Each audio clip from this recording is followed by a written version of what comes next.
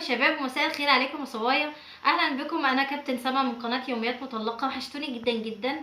مبسوطه جدا من البنات اللي بعتت لي وبتسال عليا وبتقول لي وحشتينا وبتطمنوا عليا. انا بحبكم جدا جدا، ويا رب يديم الحب والموده بينا يا رب ان شاء الله. ان شاء الله هتكلم معاكم عن المفاجاه اللي انا قلت لكم عليها، ويا رب ان شاء الله تعجبكم. ولو عجبتكم الفكره انا عايزه كميه لايك انا ما شفتهاش على قناتي قبل كده.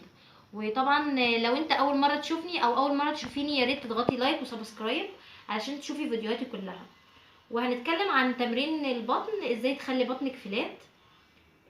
طلب منكم يا بنات ويا شباب، دايما بتقولولي ان انتوا عايزيني تشوفوني وانا بعمل تمرين. سامحوني، انا مش هقدر اقف قدام الكاميرا واعمل تمرين اوطي فيه وانام فيه. انا ممكن اوصف لك التمرين شكله ايه، ممكن العب على جهاز واقول لك الجهاز ده بيشتغل على عضله ايه، لكن انا مش حابه ان انا اقف واوطي واقوم قدام الكاميرا.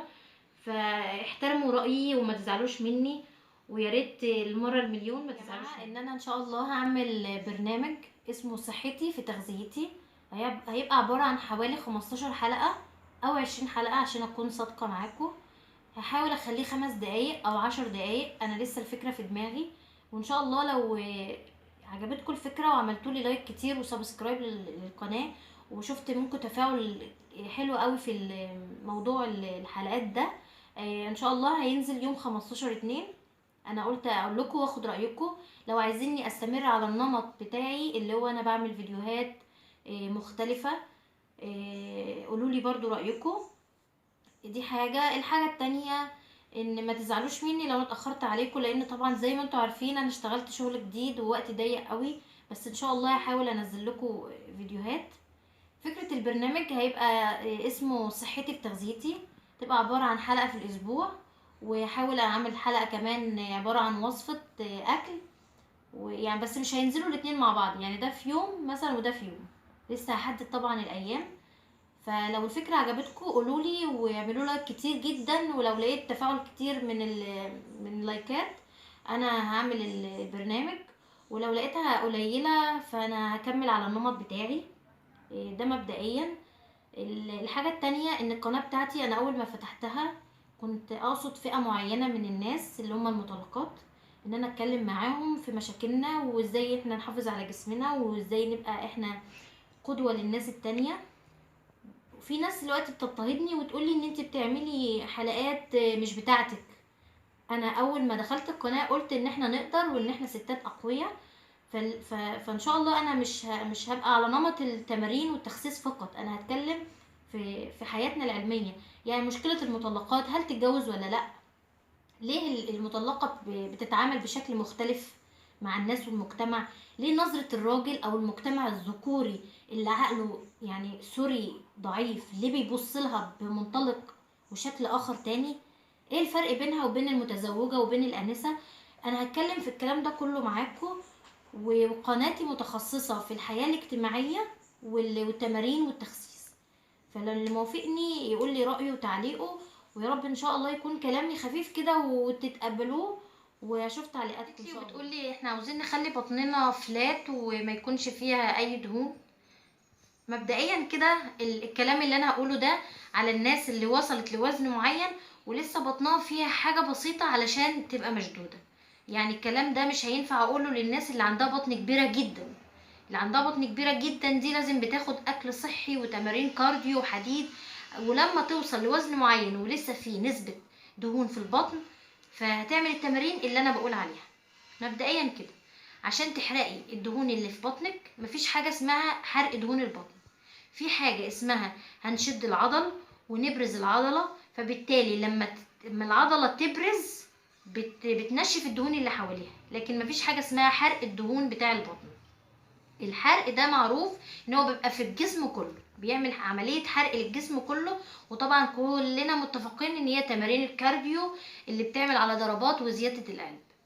مبدئيا كده عشان تبرزي بطنك، رقم 1 اكل صحي 70%، 2 تمارين 30%، 3 لتر مية في اليوم ويزيد، يعني تشربي اكتر من 3 لتر. ده مبدئيا. الحاجة التانية، علشان العب ايه؟ عندك 3 تمارين انا بحبهم، انا بعملهم حاليا لان انا لسه بعمل على زياده بروزه العضله، انا ما وصلتش للمرحله دي، بس انا ما عنديش بطن. انا بلعب تمرين اسمه كرانش. الكرانش ده بيعمل على العضله الاماميه اللي فوق خالص. التمرين التاني اسمه بلانك، وده طبعا بيشد عضلات البطن كلها من فوق لتحت، وحلو جدا للرجلين والايدين وكل حاجه للجسم كله.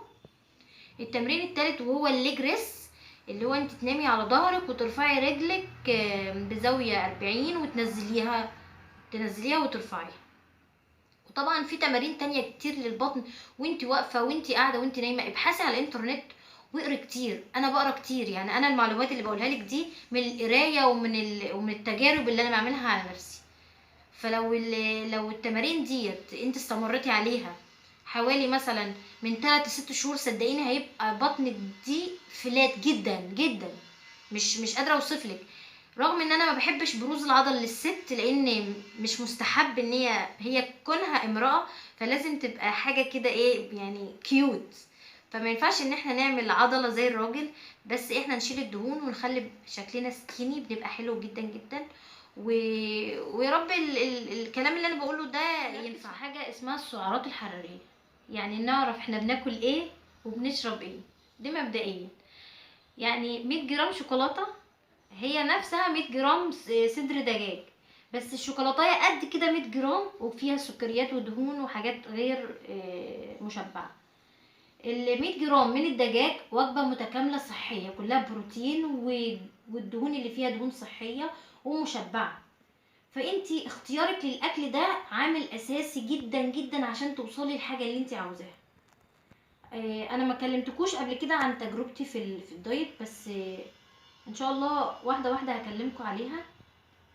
الحلقه دي معموله علشان اقول لكم على فكره البرنامج بتاع صحتك تغذيتي، ويا رب ان شاء الله تعجبكم. ولو مش عاجباكم الفكره وعايزين استمر في النمط اللي انا ماشيه عليه قولوا لي وسيبوا لي تعليقاتكم في الفيديو تحت في التعليقات.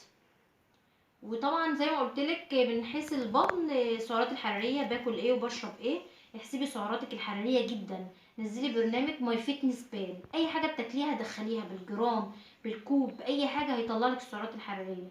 وانا مش ناسيه ان انتوا طلبتوا مني ازاي اعلمكم البرنامج، بس انا عندي مشكله مش عارفه اصور برنامج جوه برنامج، فان شاء الله لما اجيب كاميرا واقدر اصور بيها ان شاء الله هعمل لكم ازاي تستخدموا ماي فيتنس بال.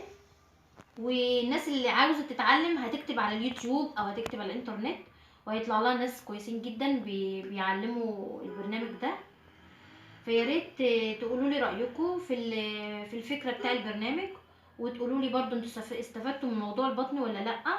وان شاء الله اشوفكم في فيديو تاني ويا رب اشوفكم على خير في فيديو تاني ان شاء الله. والسلام عليكم ورحمه الله وبركاته.